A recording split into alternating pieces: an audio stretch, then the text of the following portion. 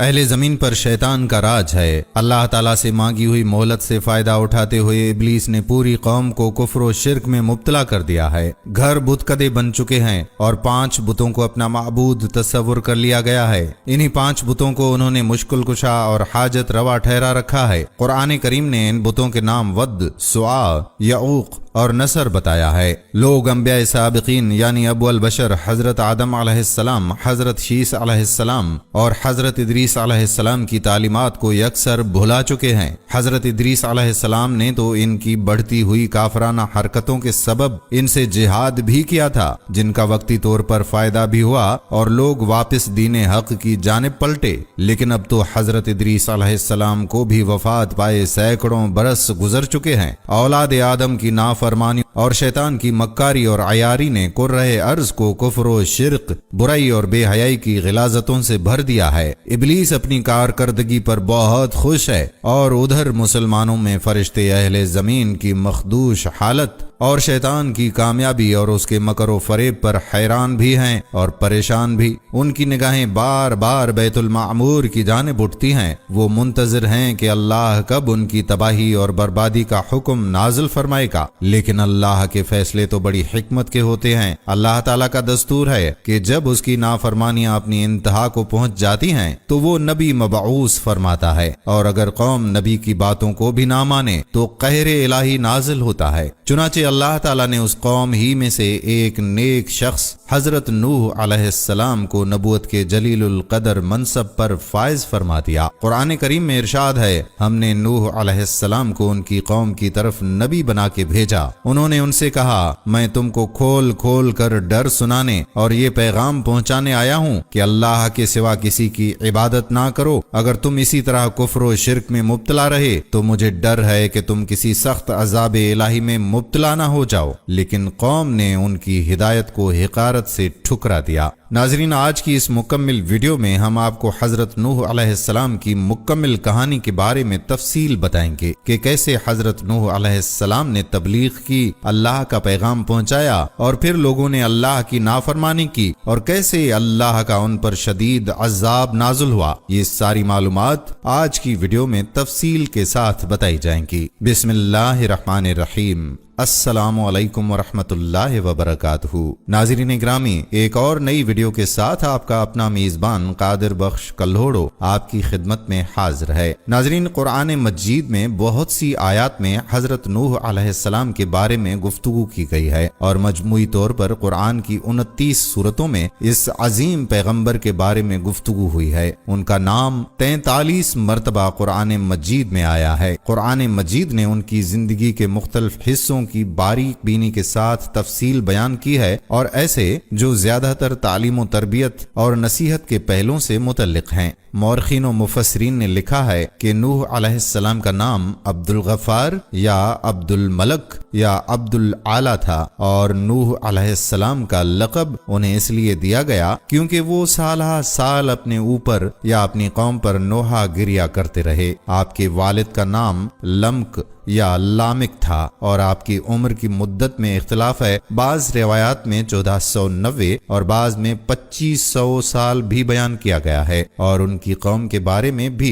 طولانی عمریں تقریباً 300 سال تک لکھی گئی ہیں۔ جو بات مسلم ہے وہ یہ ہے کہ آپ نے بہت طولانی عمر پائی، اور قرآن کی صراحت کے مطابق آپ 950 سال اپنی قوم کے درمیان رہے اور تبلیغ میں مشغول رہے۔ حضرت نوح علیہ السلام کے 3 بیٹے تھے، حام، سام، یافس، اور مورخین کا نظریہ یہ ہے کہ کرۂ زمین کی اس وقت کی تمام نسل انسانی کی باز گشت انہی تینوں فرزندوں کی طرف سے ہے۔ ایک گروہ حامی نسل ہے جو افریقہ کے علاقے میں رہتے ہیں، دوسرا گروہ سامی نسل ہے جو شرق اوسط اور مشرق قریب کے علاقوں میں رہتے ہیں، اور یافس کی نسل کو چین کے ساکنین سمجھتے ہیں۔ اس بارے میں بھی کہ حضرت نوح علیہ السلام طوفان کے بعد کتنے سال زندہ رہے اختلاف ہے۔ है। बाज ने 50 साल लिखे हैं और बाज ने 60 साल। हजरत नूह अलैहिस्सलाम का एक और बेटा भी था जिसका नाम कनआन था, जिसने बाप से इख्तिलाफ किया था, यहाँ तक कि कश्ती निजात में उनके साथ बैठने के लिए भी तैयार ना हुआ। उसने बुरे लोगों के साथ सोहबत रखी और खानदान नबूवत के इक़दार को ज़ाया कर दिया और कुरान की सराहत के मुताबिक आखिरकार वो भी बाकी कुफ्फार के मानंद तूफान में गर्क हो गया। इस बारे में कि इस तवील मुद्दत के कितने अफराद नूह अलैहिस्सलाम पर ईमान लाए और उनके साथ कश्ती में सवार हुए, इसमें भी इख्तिलाफ है। बाज ने 80 और बाज ने 7 अफराद लिखे हैं। नाजरीन, हजरत नूह अलैहिस्सलाम की दास्तान अरबी और फारसी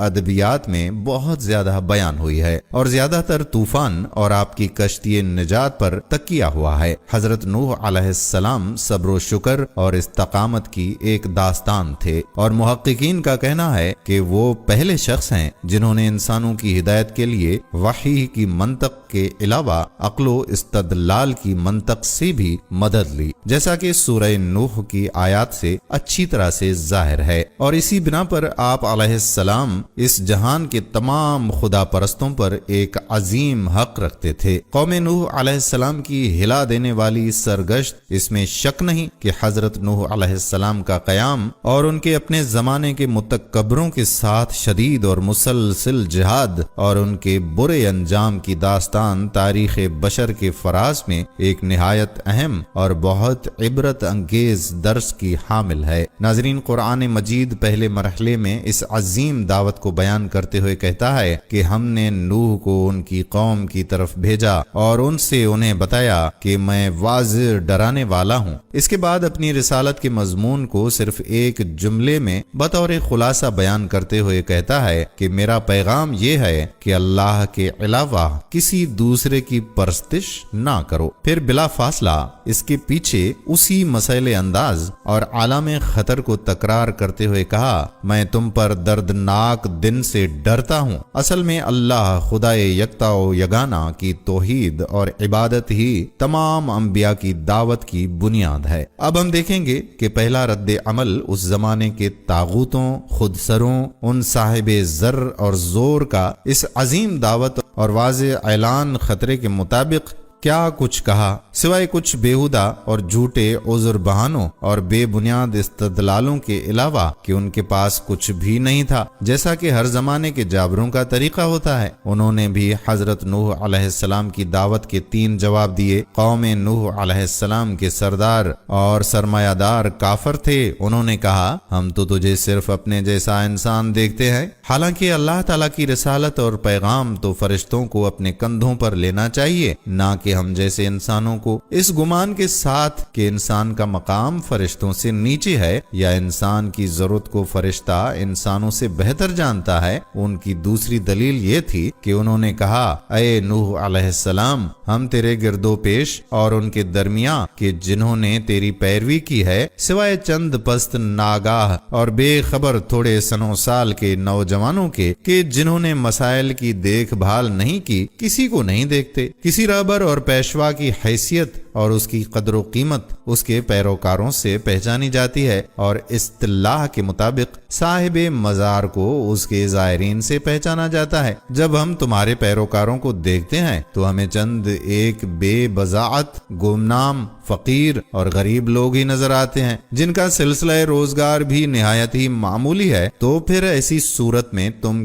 किस तरह उम्मीद कर सकते हो कि मशहूर व मारूफ, दौलतमंद और नामी ग्रामी लोग तुम्हारे सामने सर तस्लीम खम कर लेंगे? हम और ये लोग कभी भी एक साथ नहीं चल सकते। हम ना तो कभी एक दस्तरख्वान पर बैठते हैं और ना ही एक छत के नीचे इकट्ठे हुए हैं। तुम्हें हमसे कैसी गैर माकूल तवक्को है? ये ठीक है कि वो अपनी इस बात में सच्चे थे कि किसी पेशवा को उसके पैरोकारों से पहचाना जाता है, लेकिन उनकी सबसे बड़ी गलती ये थी कि उन्होंने शख्सियत के मफहूम और मयार को अच्छी तरह नहीं पहचाना था। उनके नजदीक शख्सियत का मयार मालो दौलत, लिबास और घर और खूबसूरत और कीमती सवारी था, लेकिन तहारत, तकवा, हक जोई जैसे आला इंसानी सिफात से गाफिल थे, जो गरीबों में ज्यादा और अमीरों में कम पाई जाती हैं। तबकाती ऊंच नीच بدترین صورت میں ان کی افکار پر حکم فرما تھی، اس لیے وہ غریب لوگوں کو اراذل یعنی ذلیل سمجھتے تھے، اور اگر وہ طبقاتی معاشرے کے قید خانے سے باہر نکل کر سوچتے اور باہر کی دنیا کو اپنی آنکھوں سے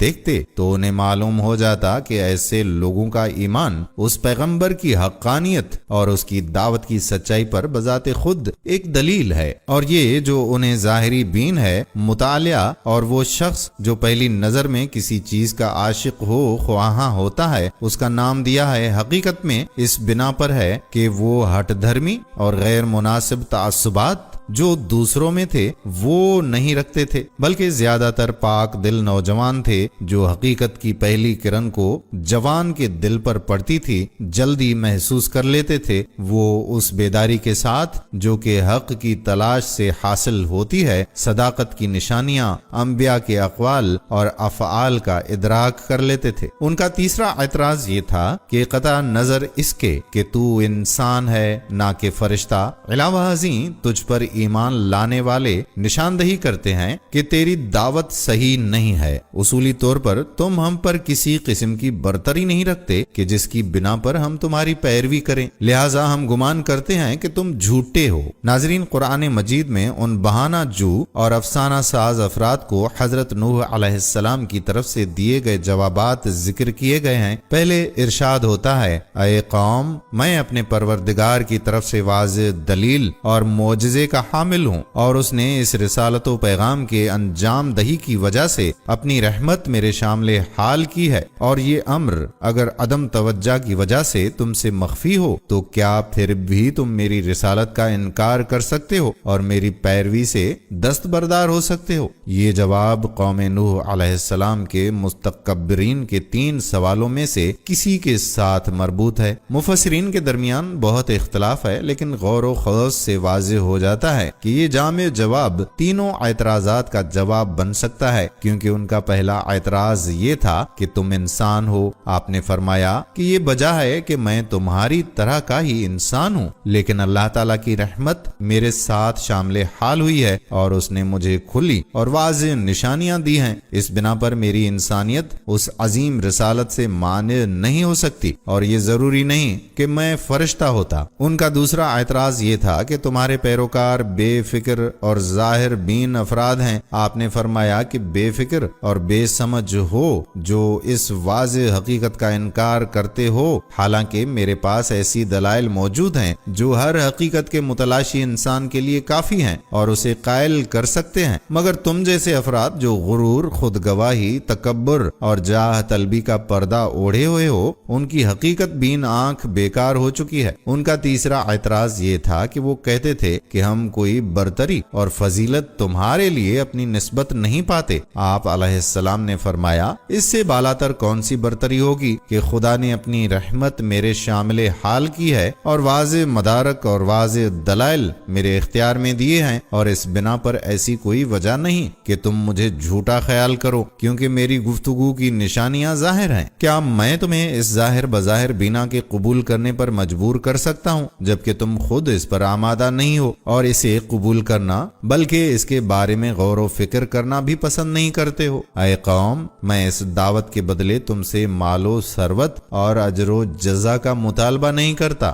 یہ امر اچھی طرح سے نشاندہی کرتا ہے کہ اس پروگرام سے میرا کوئی مادی ہدف نہیں ہے۔ میں سوائے خدا کے مانوی اور روحانی اجر کے سوا کچھ بھی نہیں سوچتا، اور کوئی جھوٹا مدعی ایسا نہیں ہو سکتا جو اس قسم کے سردرد، ناراحتی اور بے آرامی کو یوں ہی اپنے لیے خرید لے، اور یہ سچے رہبروں کی پہچان کے لیے ایک میزان ہے ان جھوٹے موقع پرستوں کے مقابلے میں کہ وہ جب بھی کوئی قدم اٹھاتے ہیں بالواسطہ یا بلا واسطہ طور پر اس سے ان کا کوئی نہ کوئی مادی ہدف اور مقصد ضرور ہوتا ہے۔ اس کے بعد ان کے جواب میں جنہیں اصرار تھا کہ حضرت نوح علیہ السلام اپنے اوپر ایمان لانے والے غریب، حقیر اور کم عمر افراد کو خود سے دور کر دیں۔ حضرت نوح علیہ السلام حتمی طور پر فیصلہ سناتے ہوئے کہتے ہیں کہ کیونکہ وہ اپنے پروردگار سے ملاقات کریں گے اور دوسرے جہان میں اس کے سامنے میرے ساتھ ہوں گے۔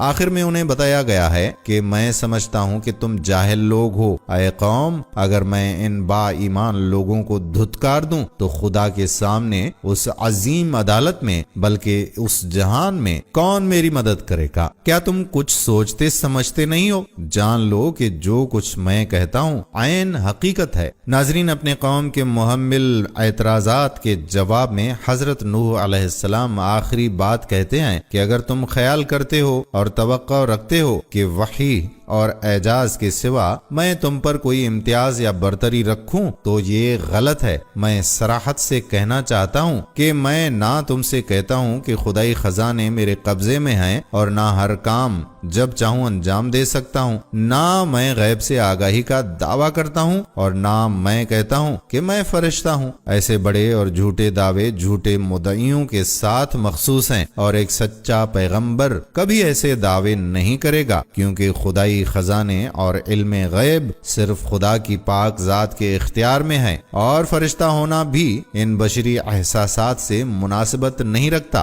لہٰذا جو شخص ان میں سے کوئی ایک دعویٰ کرے یا یہ سب دعوے کرے تو یہ اس کے جھوٹے ہونے کی دلیل ہے۔ آخر میں دوبارہ مستضعفین کا ذکر کرتے ہوئے تاکیداً کہا گیا ہے کہ میں ہرگز ان افراد کے بارے میں جو تمہاری نگاہ میں حقیر ہیں نہیں کہہ سکتا کہ خدا انہیں کوئی جزائے خیر نہیں دے گا، بلکہ اس کے برعکس اس جہان اور اس جہان کی خیر انہی کے لیے ہے، اگرچہ ان کا ہاتھ مال و دولت سے خالی ہے۔ یہ تو تم ہو جنہوں نے خام خیالی کی وجہ سے خیر کو مال و مقام یا سن و سال میں منحصر سمجھ لیا ہے، اور تم حقیقت سے بالکل بے خبر ہو۔ اور بالفرض اگر تمہاری بات سچی ہو اور وہ پست اور اوباش ہوں تو خدا ان کے باطن سے آگاہ ہے۔ میں تو ان میں ایمان اور صداقت کے سوا کچھ نہیں پاتا، لہٰذا میری ذمہ داری ہے کہ میں انہیں قبول کر لوں۔ میں ظاہر پر معمور ہوں اور بندہ شناس خدا ہے، اور اگر میں اس کے علاوہ کچھ کروں تو یقیناً ظالموں میں سے ہو جاؤں گا۔ ناظرین، قرآن پاک میں حضرت نوح علیہ السلام اور ان کی قوم کے درمیان ہونے والی باقی گفتگو کی طرف اشارہ ہوا ہے۔ قرآن کریم میں پہلے قوم نوح علیہ السلام کی زبانی نقل ہے کہ انہوں نے کہا، اے نوح، تم نے یہ سب بحث و تکرار اور مجادلہ کیا ہے، اب بس کرو۔ تم نے ہم سے بہت باتیں کی ہیں، اب بحث مباحثے کی گنجائش نہیں رہی۔ اگر سچے ہو تو خدائی عذابوں کے بارے میں جو سخت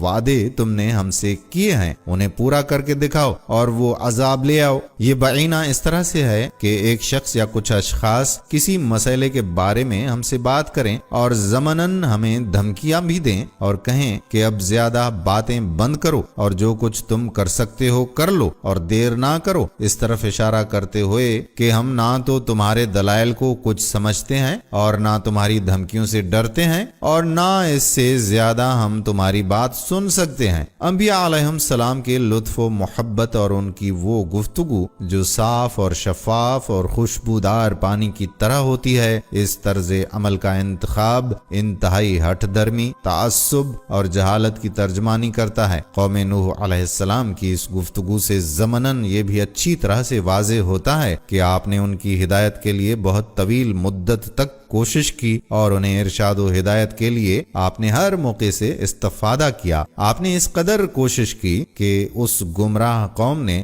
آپ کی گفتار اور ارشادات پر اکتاہٹ کا اظہار کیا۔ ناظرین، حضرت نوح علیہ السلام کے بارے میں قرآن حکیم میں جو دیگر تفصیل آئی ہے اسے بھی یہ حقیقت اچھی طرح سے واضح ہوتی ہے۔ یہ مفہوم تفصیلی طور پر بیان ہوا ہے، پروردگارا، میں نے اپنی قوم کو دن رات تیری طرف بلایا، لیکن میری اس دعوت پر ان میں فرار کے علاوہ کسی چیز کا اضافہ نہیں ہوا۔ میں نے جب انہیں پکارا تاکہ تو انہیں بخش دے تو انہوں نے اپنی انگلیاں اپنے کانوں میں ठोंस लीं और अपने लिबास अपने ऊपर लपेट लिए। उन्होंने मुखालफत पर इसरार किया और गुरूर और तकब्बुर का मुजाहरा किया। मैंने फिर भी उन्हें दावत दी, मैंने बेहम इसरार किया, मगर उन्होंने किसी तरह भी मेरी बातों की तरफ कान ना धरे। हजरत नूह अलैहिस्सलाम ने इस बेअतनाई, हठधर्मी और बेहूदगी का ये मुख्तसर जवाब दिया, खुदा ही चाहे तो उन धमकियों और अजाब के वादों को पूरा कर सकता है, लेकिन बहरहाल ये चीज मेरे इख्तियार से बाहर है और मेरे कब्ज़े कुदरत में नहीं है। मैं तो अल्लाह का रसूल हूँ और उसके हुक्म के सामने तस्लीम हूँ, लिहाजा सजा और अजाब की ख्वाहिश मुझसे ना करो, लेकिन ये जान लो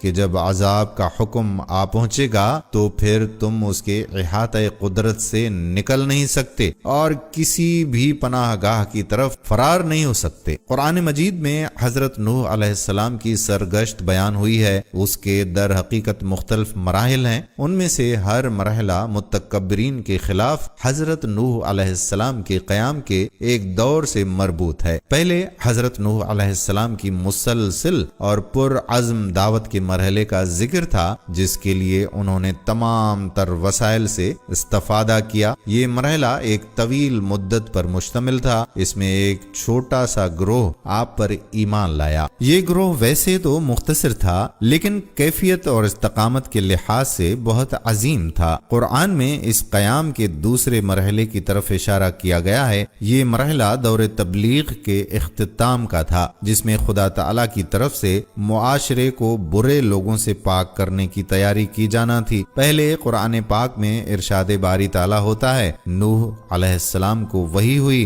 कि जो अफराद ईमान ला चुके हैं उनके अलावा तेरी कौम में से कोई ईमान नहीं लाएगा। नाजरीन, ये इस तरफ इशारा है कि सफ़ें बिल्कुल जुदा हो चुकी हैं। अब ईमान और इस्लाह की दावत का कोई फायदा नहीं और अब मुआशरे की पाकीज़गी और आखिरी इनकलाब के लिए तैयार हो जाना चाहिए। इस गुफ्तगू के आखिर में हजरत नूह अलैहिस्सलाम की तसल्ली और दिलजोई के लिए फरमाया गया है कि अब जब मामला यूं है तो जो काम तुम अंजाम दे रहे हो उस पर कोई हज़नो मलाल ना करो। नाजरीन, इससे ये मालूम होता है कि अल्लाह ताला इसरार गैब का कुछ हिस्सा जहाँ जरूरी होता है अपने पैगंबर के इख्तियार में दे देता है, जैसा कि हजरत नूह अलैहिस्सलाम को खबर दी गई कि आइंदा इनमें से कोई और शख्स ईमान नहीं लाएगा। बहरहाल उन गुनहगार और हट धर्म लोगों को सजा मिलनी चाहिए, ऐसी सजा जो आलमे हस्ती को उनके वजूद की गंदगी से ही पाक कर दे और मोमिनीन को हमेशा के लिए उनके चुंगल से निजात दे दे। उनके गर्क होने का हुक्म हो चुका है, लेकिन हर चीज के लिए कुछ वसाइल और असबाब होते हैं। लिहाजा नूह अलैहिस्सलाम को चाहिए कि वो सच्चे मोमिनीन के बचने के लिए एक मुनासिब कश्ती बनाएं, ताकि एक तो मोमिनीन कश्ती बनने की इस मुद्दत में अपने तरीके कार पर पुख्ता तर हो जाएं और दूसरों के लिए भी काफी इत्माम हुज्जत हो जाए। लिहाजा इरशाद बारी ताला हुआ, हमने नूह अलैहिस्सलाम को हुक्म दिया कि वो हमारे हुजूर में और हमारे फरमान के मुताबिक कश्ती बनाए। लफ्ज़ वहीना से ये नतीजा निकलता है कि हजरत नूह अलैहिस्सलाम कश्ती बनाने की कैफियत और उसकी शक्ल सूरत की तश्कील भी हुक्म खुदाबंदी से सीख रहे थे और ऐसा ही होना चाहिए था, क्योंकि हजरत नूह अलैहिस्सलाम आने वाले तूफान और उसकी कैफियत वुसाअत से आगाह नहीं थे कि वो कश्ती उस मुनासबत से बनाते, और ये वही है इलाही ही थी जो बेहतरीन कैफियतों के इंतखाब में उनकी मददगार थी। आखिर में हजरत नूह अलैहिस्सलाम को खबरदार किया गया है कि आज के बाद जालिम अफराद के लिए शिफाअत और मुआफी का तकाजा करना, क्योंकि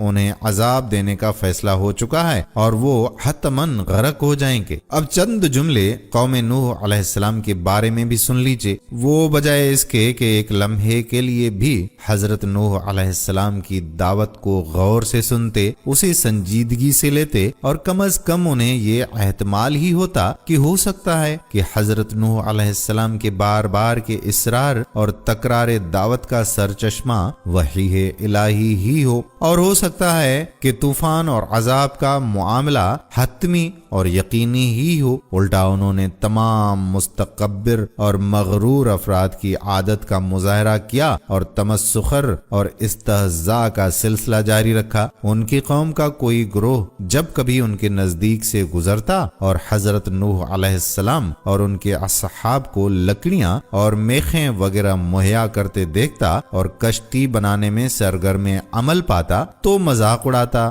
اور پھبدیاں کستے ہوئے وہاں سے گزر جاتا۔ کہتے ہیں کہ قوم نوح علیہ السلام کے اشراف کے مختلف گروہوں کے ہر دستے نے تمسخر اور تفریح و تباہ کے لیے اپنا ہی ایک انداز اختیار کر رکھا تھا۔ ایک کہتا تھا، اے نوح علیہ السلام، دعوی پیغمبر کا کاروبار نہیں چل سکا تو بڑھئی بن گئے۔ دوسرا کہتا تھا، کشتی بنا رہے ہو، بڑا اچھا ہے، البتہ کشتی کے لیے دریا بھی بناؤ۔ کبھی کوئی عقل مند دیکھا ہے جو خشکی کے بیچ میں کشتی بنائے؟ ان میں سے کچھ کہتے تھے کہ اتنی بڑی کشتی کس لیے بنا رہے ہو؟ اگر کشتی بنانا ہی ہے تو ذرا چھوٹی بنا لو، جسے ضرورت پڑے تو دریا کی طرف تو لے جانا ممکن ہو۔ ایسی باتیں کرتے تھے اور کہے لگا کر ہنس کر گزر جاتے تھے۔ یہ باتیں گھروں میں ہوتی، کام کاج کے مراکز میں یہ گفتگو ہوتی، گویا اب بحثوں کا عنوان بن گئی۔ وہ ایک دوسرے سے حضرت نوح علیہ السلام اور ان کے پیروکاروں کی کوتاہ فکری کے بارے میں باتیں کرتے اور کہتے رہتے کہ اس بوڑھے کو تو دیکھو، آخری عمر میں کس حالت کو پہنچا ہے۔ اب ہم سمجھے کہ اگر ہم اس کی باتوں پر ایمان نہیں لائے تو ہم نے ٹھیک ہی کیا، اس کی عقل تو بالکل ٹھکانے نہیں ہے۔ دوسری طرف حضرت نوح علیہ السلام بڑی استقامت اور پامردی سے اپنا کام بے پناہ عزم کے ساتھ جاری رکھے ہوئے تھے، اور یہ ان کے ایمان کا نتیجہ تھا۔ وہ ان کو باطن دل کے اندھوں کی بے بنیاد باتوں سے بے نیاز اپنی پسند کے مطابق تیزی سے پیش رفت کر رہے تھے، اور دن بدن کشتی کا ڈھانچہ مکمل ہو رہا تھا۔ کبھی کبھی سر اٹھا کر ان سے یہ پرمعنی بات کہتے کہ اگر آج تم ہمارا مذاق اڑاتے ہو تو ہم بھی جلدی ہی اسی طرح سے تمہارا مذاق اڑائیں گے۔ وہ دن کہ جب تم طوفان کے درمیان سرگرداں ہو کر سراسیما ہو کر ادھر ادھر بھاگو گے اور تمہیں کوئی پناہ گاہ نہیں ملے گی، موجوں میں گھرے فریاد کرو گے کہ ہمیں بچا لو۔ جی ہاں، اس روز مومنین تمہاری غفلت اور جہالت پر مذاق اڑائیں گے۔ اس روز دیکھنا کہ کس کے لیے ذلیل اور رسوا کرنے والا عذاب آتا ہے اور کسے دائمی سزا دامنگیر ہوتی ہے۔ اس میں شک نہیں کہ کشتی نوح علیہ السلام کوئی عام کشتی نہ تھی، کیونکہ اس میں سچے مومنین کے علاوہ ہر نسل کے جانور کو بھی جگہ ملی تھی، اور ایک مدت کے لیے ان انسانوں اور جانوروں کو جو خوراک درکار تھی وہ بھی اس میں موجود تھی۔ ایسی لمبی چوڑی کشتی یقیناً اس زمانے میں بے نظیر تھی۔ یہ ایسی کشتی تھی جو ایسے دریا کی کوہ پیکر موجود میں صحیح اور سالم رہ سکے اور نابود نہ ہو، جس کی وسعت اس دنیا جتنی ہو۔ اسی لیے مفسرین کی بعض روایات میں ہے کہ اس کشتی کا طول 1200 ذراع تھا اور عرض 600 ذراع تھا۔ ایک ذراع کی لمبائی تقریباً آدھے میٹر کے برابر ہوتی ہے۔ ناظرین، بعض اسلامی روایات میں ہے کہ ظہور طوفان سے 40 سال پہلے قوم نوح علیہ السلام کی عورتوں میں ایک ایسی بیماری پیدا ہو گئی تھی کہ ان کے یہاں کوئی بچہ پیدا نہیں ہوتا تھا۔ یہ دراصل ان کے لیے سزا کی تمہید تھی۔ ناظرین، ہم نے پہلے دیکھا ہے کہ کس طرح سے حضرت نوح علیہ السلام اور سچے مومنین نے کشتی نجات بنانا شروع کی اور انہیں کیسی کیسی مشکلات آئیں،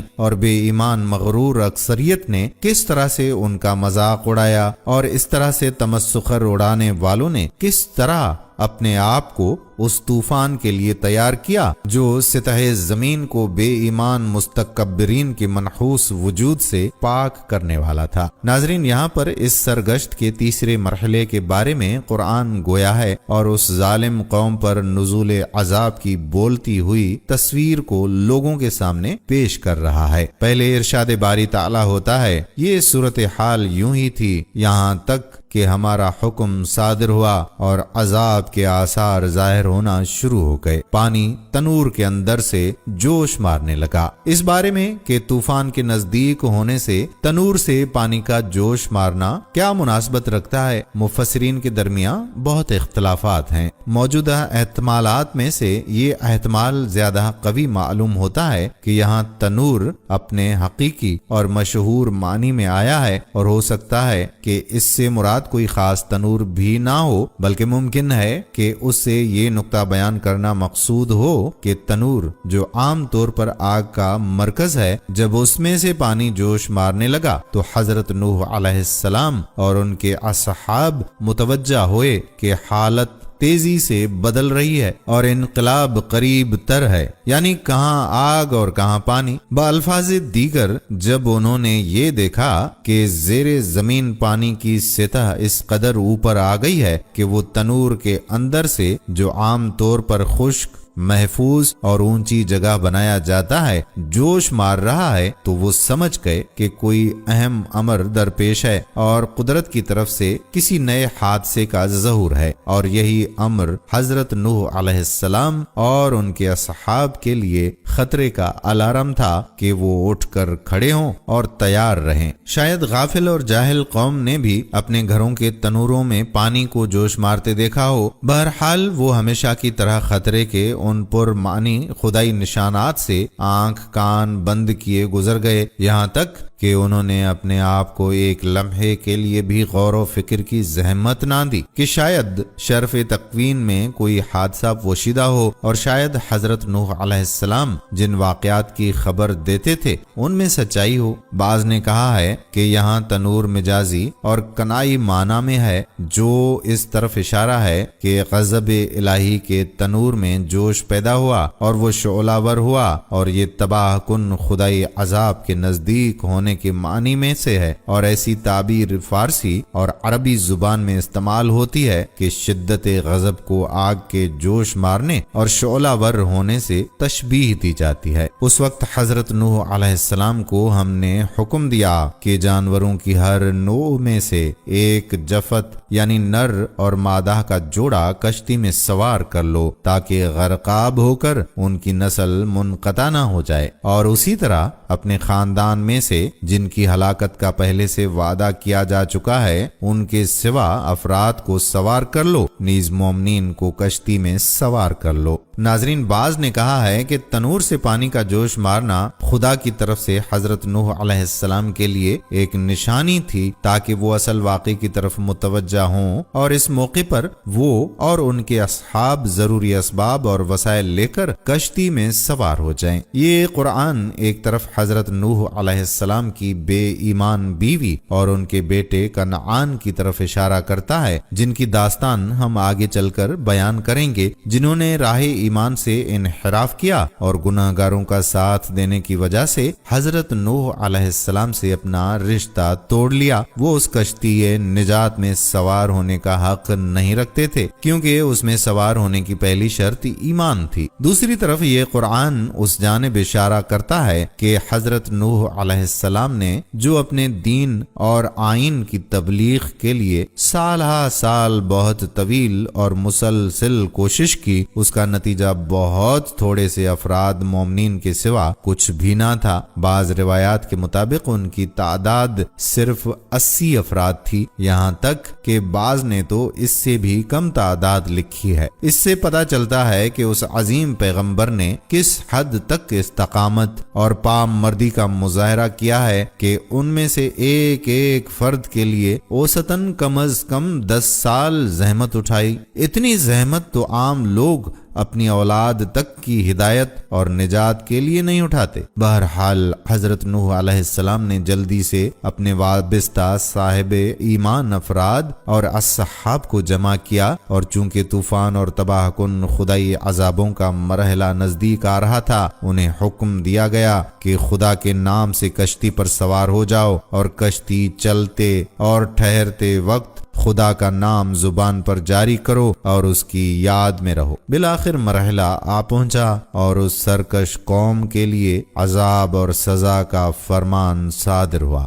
تیرا وتار بادل جو سیاہ رات کے ٹکڑوں کی طرح تھے سارے آسمان پر چھا گئے اور اس طرح ایک دوسرے پر تہ بتہ ہوئے کہ جس کی نظیر اس سے پہلے نہیں دیکھی گئی تھی۔ پے در پے سخت بادل گرجتے، خیرہ کن بجلیاں پورے آسمان پر چمکتی رہیں۔ آسمانی فضا گویا ایک بہت بڑے وحشت ناک حادثے کی خبر دے رہی تھی۔ بارش شروع ہو گئی اور پھر تیز سے تیز ہوتی چلی گئی۔ بارش کے قطرے موٹے سے موٹے ہوتے چلے گئے، جیسا کہ قرآن مجید میں ارشاد باری تعالیٰ ہوا، گویا آسمان کے تمام دروازے کھل گئے اور پانی کا ایک سمندر ان کے اندر سے نیچے گرنے لگا۔ دوسری طرف زیر زمین پانی کی سطح اس قدر بلند ہو گئی کہ ہر طرف سے پرجوش چشمے ابل پڑے۔ یوں زمین و آسمان کا پانی آپس میں مل گیا اور زمین، پہاڑ، دشت، بیابان اور درہ ارض ہر جگہ پانی جاری ہو گیا۔ بہت جلد زمین کی سطح ایک سمندر کی صورت اختیار کر گئی۔ تیز ہوائیں چلنے لگیں جن کی وجہ سے پانی کی کوہ پے کر موجیں امٹنے لگیں۔ اس عالم میں کشتی نوح علیہ السلام کوہ پے کر موجوں کا سینہ چیرتے ہوئے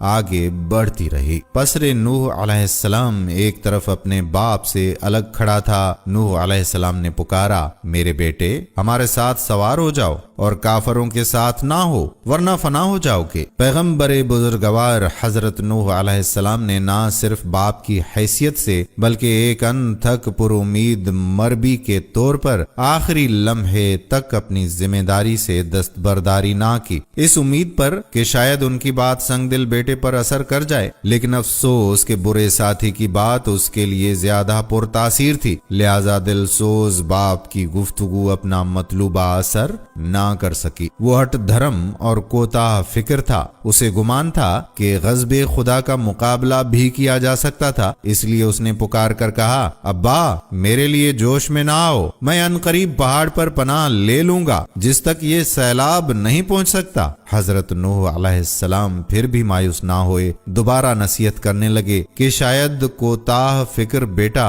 غرور اور خود سری کے مرکب سے اتر آئے اور راہ حق پر چلنے لگے۔ انہوں نے کہا، میرے بیٹے آج حکم خدا کے مقابلے میں کوئی طاقت پناہ نہیں دے سکتی۔ نجات صرف اس شخص کے لیے ہے کہ رحمت خدا جس کے لیے شامل حال ہو۔ پہاڑ تو معمولی سی چیز ہے، خود کرۂ ارض بھی معمولی سی چیز ہے۔ سورج اور تمام نظام شمسی اپنے خیرہ کن عظمت کے باوجود خدا کی قدرت لا یزال کے سامنے ذرہ بے مقدار سے زیادہ حیثیت نہیں رکھتا۔ اسی دوران ایک موج اٹھی اور آگے آئی، مزید آگے بڑھی اور پسر نوح کو ایک تنکے کی طرح اس کی جگہ سے اٹھایا اور اپنے اندر درہم برہم کر دیا اور باپ بیٹے کے درمیان جدائی ڈال دی اور اسے غرق ہونے والوں میں شامل کر دیا۔ جب حضرت نوح علیہ السلام نے اپنے بیٹے کو موجوں کے درمیان دیکھا تو شفقت پدری نے جوش مارا، انہیں اپنے بیٹے کی نجات کے بارے میں وعدہ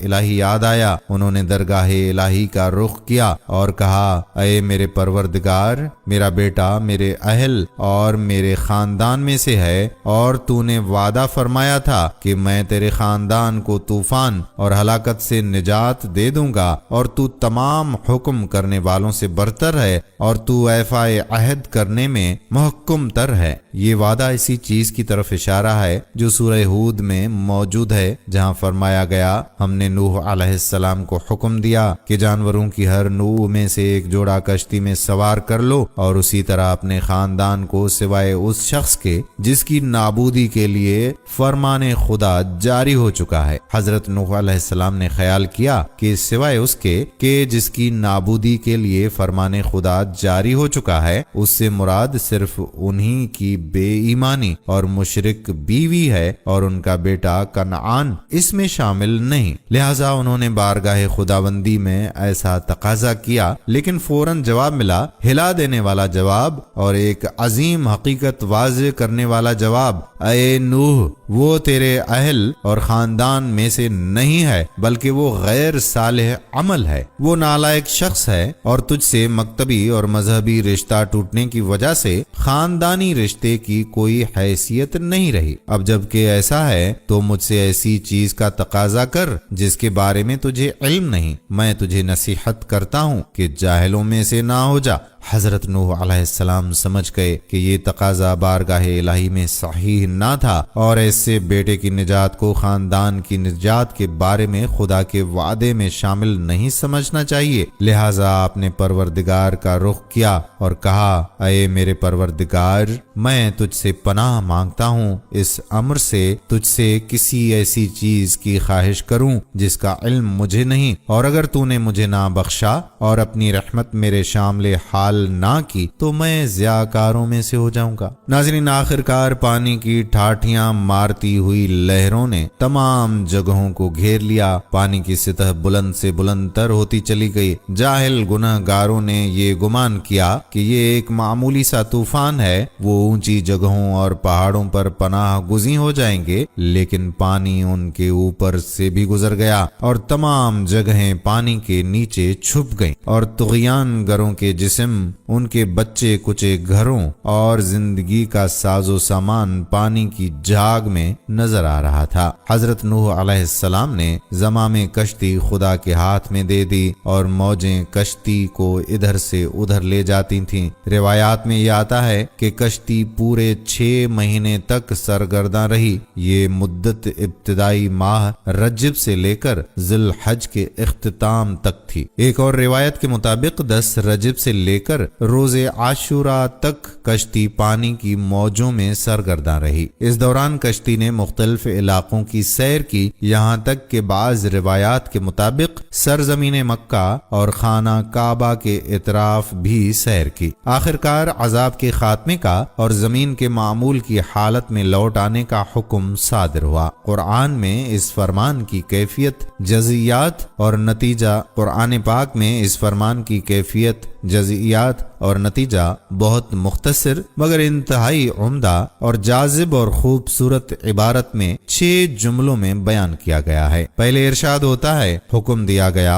اے زمین اپنا پانی نگل جا، اور آسمان کو حکم ہوا اے آسمان ہاتھ روک لے۔ پانی نیچے بیٹھ گیا اور کام ختم ہو گیا، اور کشتی کوہ جودی کے دامن سے آ لگی۔ اس وقت کہا گیا، دور ہو ظالم قوم۔ ناظرین، یہ قرآنی تعبیرات مختصر ہوتے ہوئے بھی نہایت مؤثر اور دلنشین ہیں۔ یہ بولتی ہوئی زندہ تعبیرات ہیں اور تمام تر زیبائی کے باوجود ہلا دینے والی ہیں۔ بعض علماء عرب کے بقول مذکورہ آیت قرآنی میں سے فصیح ترین اور بلیغ ترین آیت ہے، اور تواریخ میں اس کی شہادت موجود ہے۔ لکھا گیا ہے کہ کچھ کفار قریش قرآن سے مقابلے کے لیے اٹھ کھڑے ہوئے۔ انہوں نے مصمم ارادہ کر لیا کہ قرآنی آیات جیسی کچھ آیات گھڑیں، اور ان سے تعلق رکھنے والوں نے انہیں 40 دن تک بہترین غذائیں مہیا کی، مشروبات فراہم کیے، اور ان کی ہر فرمائش پوری کی۔ خالص گندم کا میدہ،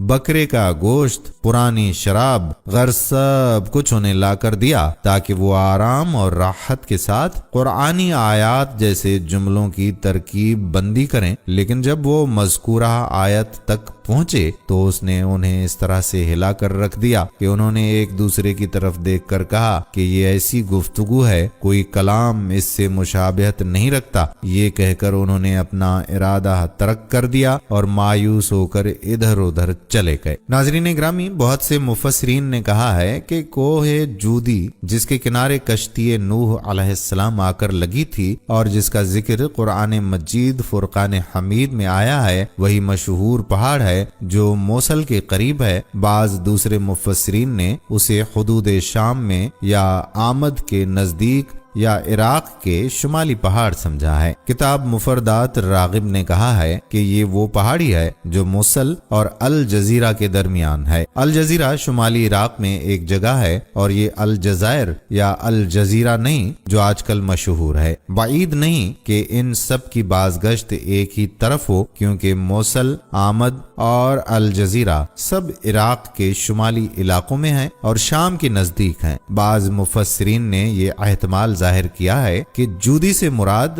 ہر مضبوط پہاڑی اور محکم زمین ہے، یعنی کشتی نوح محکم زمین پر لگر اندوز ہوئی اور جو اس کی سواریوں کے اترنے کے لیے مناسب تھی، لیکن مشہور و معروف وہی پہلی معنی ہے۔ ناظرین، حضرت نوح علیہ السلام اور ان کی سبق آموز سرگشت کے بارے میں آخری حصہ ہے۔ ان میں حضرت نوح علیہ السلام کے کشتی سے اترنے اور نئے سرے سے روئے زمین پر معمول کی زندگی گزارنے کی طرف اشارہ کیا گیا ہے۔ لہٰذا قرآن مجید میں ارشاد باری تعالیٰ ہوتا ہے کہ نوح علیہ السلام سے کہا گیا کہ سلامتی اور برکت کے ساتھ جو ہماری طرف سے تم پر اور تمہارے ساتھیوں پر ہے اتر آؤ۔ اس میں کوئی شک نہیں کہ طوفان نے زندگی کے تمام تر آثار کو درہم برہم کر دیا تھا۔ فطری طور پر آباد زمین، لہلہاتی چراگاہیں اور سرزمین باغ سب کے سب ویران ہو چکے تھے۔ اس موقع پر شدید خطرہ تھا کہ حضرت نوح علیہ السلام اور ان کے اصحاب اور ساتھی زندگی گزارنے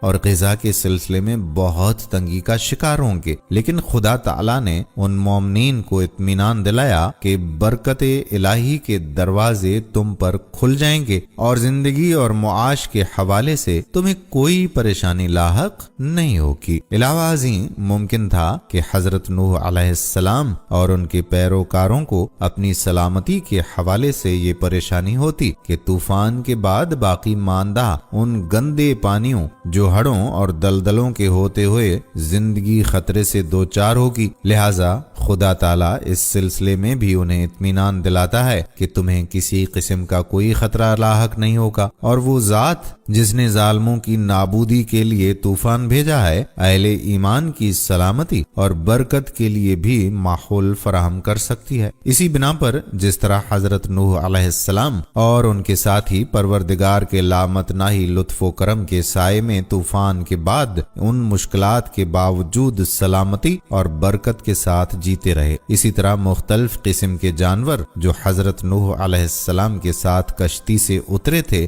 خدا کی طرف سے سلامتی اور حفاظت کے ساتھ اور اس کے لطف و کرم کے سائے میں زندگی بسر کرتے رہے۔ قرآنی بہت سی آیات کے ظاہر سے معلوم ہوتا ہے کہ طوفان نوح کسی خاص علاقے کے لیے نہ تھا، بلکہ پوری زمین پر رونما ہوا تھا، کیونکہ لفظ ارض زمین متعلق طور پر آیا ہے۔ خداوندہ روئے زمین پر ان کافروں میں سے کسی کو زندہ نہ رہنے دے کہ جن کے بارے میں اصلاح کی کوئی امید نہیں۔ ناظرین، اسی طرح سے سورہ ہود میں ارشاد ہوتا ہے، اے زمین اپنا پانی نگل لے۔ بہت سے تواریخ سے بھی طوفان نوح علیہ السلام کے عالمگیر ہونے کی خبر ملتی ہے۔ اس لیے کہا جاتا ہے کہ موجودہ تمام نسلیں حضرت نوح علیہ السلام کے 3 بیٹوں حام، سام اور یافس کی اولاد میں سے ہیں، جو کہ زندہ بچ گئے تھے۔ طبیعی تاریخ سے بھی ایک سیلابی بارشوں کے نام سے دور کا پتہ چلتا ہے، اور اس دور کو اگر لازمی طور پر جانداروں کی پیدائش سے قبل سمجھیں تو وہ بھی طوفان نوح پر حق بجانب ہو سکتا ہے۔ یہ صحیح ہے کہ ایک فاسد اور بری قوم کو نابود ہونا چاہیے، چاہے وہ کسی ذریعے سے نابود ہو، اس سے فرق نہیں پڑتا، لیکن آیت قرآنی میں غور کرنے سے پتہ چلتا ہے کہ عذاب و سزا اور قوموں کے گناہوں میں ایک قسم کی مناسبت تھی اور ہے۔ فرعون نے عظیم دریائے نیل اور اس کے پر برکت پانی کو اپنی قوت و طاقت کا ذریعہ بنا رکھا تھا۔ یہ بات جاذب نظر ہے کہ وہی اس کی نابودی کا سبب بنا۔ نمرود کو اپنے عظیم ظلم پر بھروسہ تھا، اور ہم جانتے ہیں کہ حشرات الارض کے چھوٹے سے لشکر نے اسے اور اس کے ساتھیوں کو شکست دے دی تھی۔ قوم نوح علیہ السلام زراعت پیشہ تھی، ان کی کثیر دولت کا دار و مدار زراعت پر ہی تھا، جیسا کہ بہت سی روایات سے معلوم ہوتا ہے کہ حضرت نوح علیہ السلام کوفہ میں رہتے تھے۔ دوسری طرف بعض روایات کے مطابق طوفان مکہ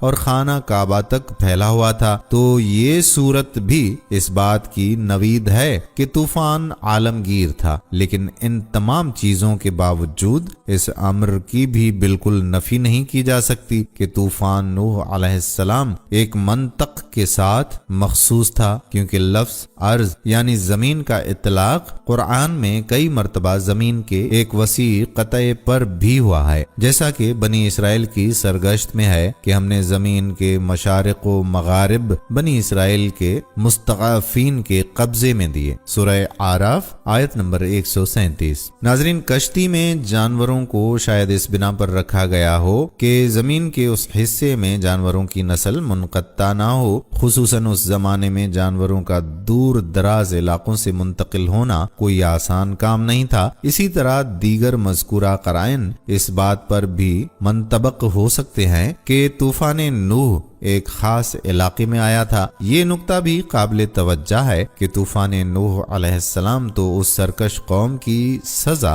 اور عذاب کے طور پر تھا، اور ہمارے پاس کوئی ایسی دلیل نہیں ہے کہ جس کی بنا پر یہ کہا جا سکے کہ حضرت نوح علیہ السلام کی دعوت تمام روئے زمین پر پہنچی تھی۔ اصولی طور پر اس زمانے کے وسائل اور ذرائع کے ساتھ ایک پیغمبر کی دعوت کا اس کے اپنے زمانے میں زمین کے تمام خطوں اور تمام تر علاقوں تک پہنچنا بعید نظر آتا ہے۔ بہرحال اس عبرت خیز واقعے کو بیان کرنے سے قرآن کریم کا مقصد یہ ہے کہ اس میں چھپے اہم تربیتی نکات بیان کیے جائیں۔ اس سے کوئی فرق نہیں پڑنا چاہیے کہ یہ واقعہ عالمی ہو یا کسی ایک علاقے سے تعلق رکھتا ہو۔ قرآن مجید دو بے تقوی عورتوں کی سرنوشت جو دو بزرگ پیغمبروں کے گھر میں تھیں اور دو مومن اور ایثار گر خواتین کی سرنوشت بیان کرتا ہے، جن میں سے ایک تاریخ کے جابر ترین شخص کے گھر میں تھی۔ پہلے فرماتا ہے کہ خدا نے کافروں کے لیے ایک مثال بیان کی ہے، نوح علیہ السلام کی بیوی کی مثال اور لوط علیہ السلام کی بیوی کی مثال۔ وہ دونوں ہمارے دو صالح بندوں کے ماتحت تھیں، لیکن انہوں نے ان سے خیانت کی، لیکن ان دو عظیم پیغمبروں سے ان کے ارتباط نے عذاب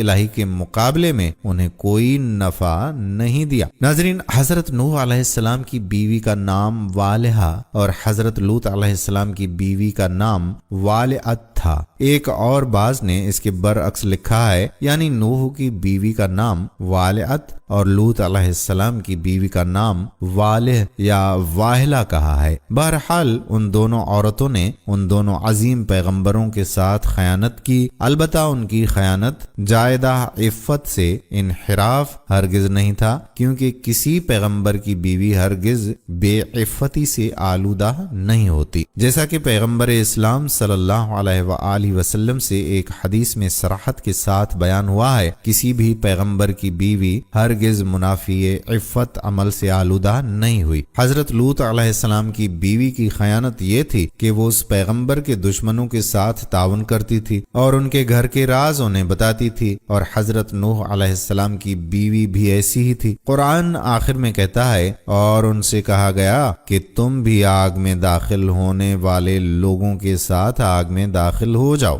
ناظرین، روئے زمین کے تمام لوگ جو اس طوفان جو در حقیقت غضب الہی اور مظلوم پیغمبر علیہ السلام کی بد دعا کا عذاب تھا، وہ غرق ہو گئے۔ اس وقت اللہ تعالی عز و جل نے زمین کو اس پانی کے نگل لینے کا حکم دیا جو اس کا اگلا ہوا اور آسمان کا برسایا ہوا تھا۔ ساتھ ہی آسمان کو بھی پانی برسانے سے روک دیا گیا اور حکم ہوا کہ پانی گھٹنے لگا اور کام پورا ہو گیا، یعنی تمام کافر نابود ہو گئے، صرف کشتی والے مومن ہی بچے۔ کشتی بحکم ربی جودی پر رکی۔ حضرت مجاہد رحمت اللہ علیہ کہتے ہیں کہ یہ جزیرہ میں ایک پہاڑ ہے، سب پہاڑ ڈبو دیے گئے تھے اور یہ پہاڑ بوجہ اپنی عاجزی اور تواضع کے غرق ہونے سے بچتا رہا۔ یہیں کشتی نوح علیہ السلام لنگر انداز ہوئی۔ قتادہ رحمت اللہ علیہ فرماتے ہیں کہ مہینے بھر تک یہیں لگی رہی اور سب اتر گئے، اور کشتی لوگوں کی عبرت کے لیے یہیں ثابت و سالم رکھی رہی، یہاں تک کہ اس امت کے اول لوگوں نے بھی اسے دیکھ لیا۔ حالانکہ اس کے بعد کی بہترین اور مضبوط سینکڑوں کشتیاں بنی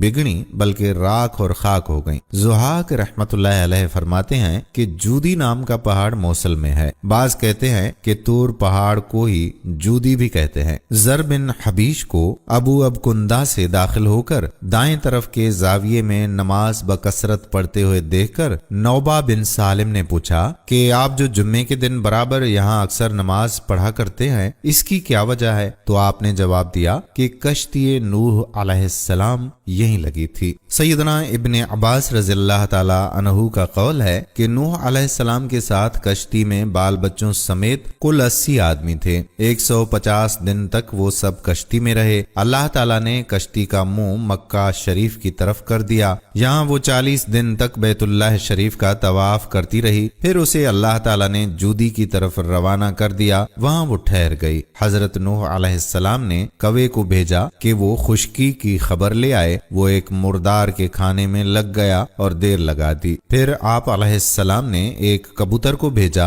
وہ اپنی چونچ میں زیتون کے درخت کا پتا اور پنجوں میں مٹی لے کر آئے۔ اس سے حضرت نوح علیہ السلام نے سمجھ لیا کہ پانی سوکھ گیا ہے اور زمین ظاہر ہو گئی ہے، پس آپ علیہ السلام جودی کے نیچے اترے اور وہیں ایک بستی کی بنیاد ڈال دی جسے ثمانین کہتے ہیں۔ ایک دن صبح کو جب لوگ جاتے تو ہر ایک کی زبان بدلی ہوئی تھی، ایسی زبانیں بولنے لگے جن میں سب سے اعلیٰ اور بہترین عربی زبان تھی۔ ایک کو دوسرے کا کلام سمجھنا محال ہو گیا۔ نوح علیہ السلام کو اللہ تعالیٰ نے سب زبانیں معلوم کروا دیں۔ آپ علیہ السلام ان سب کے درمیان مترجم تھے، ایک کا مطلب دوسرے کو سمجھا دیتے تھے۔ کعب احبار فرماتے ہیں کہ کشتی نوح علیہ السلام مشرق و مغرب کے درمیان چل پھر رہی تھی، پھر جودی پر ٹھہر گئی۔ قتادہ رحمت اللہ علیہ وغیرہ فرماتے ہیں کہ رجب کی 10ویں تاریخ مسلمان اس میں سوار ہوئے تھے، 5 ماہ تک اسی میں رہے۔ انہیں لے کر کشتی جودی پر مہینے بھر تک ٹھہری رہی۔ آخر محرم کے عاشورے کے دن وہ سب اس میں سے اترے۔ اس قسم کی ایک مرفوع حدیث بھی ابن جریر میں ہے، انہوں نے اس دن روزہ بھی رکھا، واللہ عالم۔ مسند احمد میں ہے کہ نبی کریم صلی اللہ علیہ وآلہ وسلم نے چند یہودیوں کو عاشورہ کے دن روزہ رکھتے ہوئے دیکھ کر ان سے اس کا سبب دریافت فرمایا تو انہوں نے کہا کہ اسی دن اللہ تعالیٰ نے حضرت موسیٰ علیہ السلام اور بنی اسرائیل کو دریا سے پار اتارا تھا اور فرعون اور اس کی قوم کو ڈبو دیا تھا، اور اسی دن کشتی نوح علیہ السلام جودی پر لگی تھی۔ پس ان دونوں پیغمبروں علیہما السلام نے شکر الہی کا روزہ اس دن رکھا تھا۔ آپ صلی اللہ علیہ وآلہ وسلم نے یہ سن کر فرمایا کہ پھر موسیٰ علیہ السلام کا سب سے زیادہ حقدار میں ہوں اور اس دن کے روزے کا میں زیادہ مستحق ہوں۔ پس آپ صلی اللہ علیہ وآلہ وسلم نے اس دن کا روزہ رکھا اور اپنے اصحاب رضی اللہ عنہم اجمعین سے فرمایا کہ تم میں سے جو آج روزے سے ہو تو وہ اپنا روزہ پورا کرے، اور جو ناشتہ کر چکا ہو وہ بھی باقی دن نہ کھائے۔ یہ روایت اس سند سے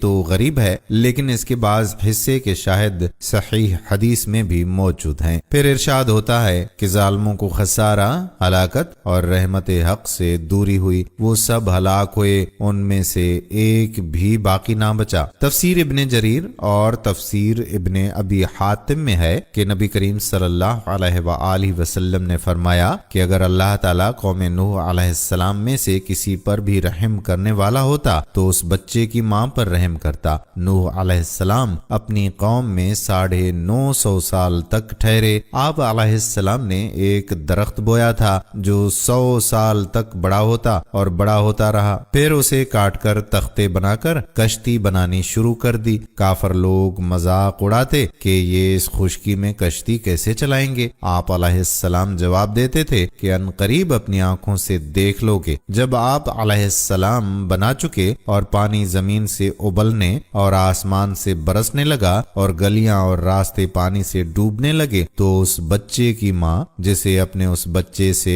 غایت درجے کی محبت تھی، وہ اسے لے کر پہاڑ کی طرف چلی گئی اور جلدی جلدی اس پر چڑھنا شروع کیا۔ تہائی حصے پر چڑھ گئی، لیکن جب اس نے دیکھا کہ پانی وہاں بھی پہنچا تو اور اوپر کو چڑھی، 2/3 کو پہنچی۔ جب پانی وہاں بھی پہنچا تو اس نے چوٹی پر جا کر دم لیا، لیکن پانی वहां भी पहुंच गया। जब गर्दन गर्दन पानी चढ़ गया तो उसने अपने बच्चे को अपने दोनों हाथों में लेकर ऊंचा उठा लिया, लेकिन पानी वहां भी पहुंचा और माँ बच्चा दोनों गर्क हो गए। बस अगर उस दिन कोई काफर भी बचने वाला होता तो अल्लाह ताला उस बच्चे की माँ पर रहम करता। ये हदीस इस सनद से गरीब है कि काब अहबार, मुजाहिद और इब्ने जबीर से भी उस बच्चे और उसकी माँ का यही किस्सा मरवी है। नाज़रीन गिरामी, ये था हजरत नूह अलैहिस्सलाम का तफसीली किस्सा। इस किस्से से जुड़े काफी सारे और भी वाकयात हैं, लेकिन वो हम अगली किसी वीडियो में आपकी खिदमत में जरूर तफसील के साथ पेश करेंगे।